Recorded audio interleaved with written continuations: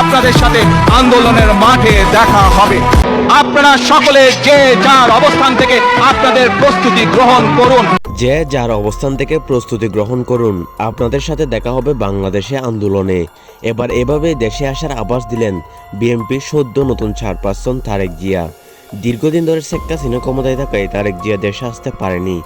5 August Sheikh Hasina পালিয়ে যাওয়ার পর ইউনূস যখন ক্ষমতায় আসে, তখন থেকে আভাস আসে তারেক জিয়া দেশে আসবে। তবুও তার কিছু মামলা সংক্রান্তের কারণে দেশে আসতে পারেনি। কিন্তু অবশেষে নতুন একটি সংবাদ সম্মেলনে অক্টোবর মাসের মধ্যে দেশে আসার সুখবর দিবেন জানিয়েছেন তারেক জিয়া। যারা বিএনপি সমর্থক আছেন তাদের সবাইকে ঐক্যবদ্ধ থাকার আহ্বান জানিয়েছেন।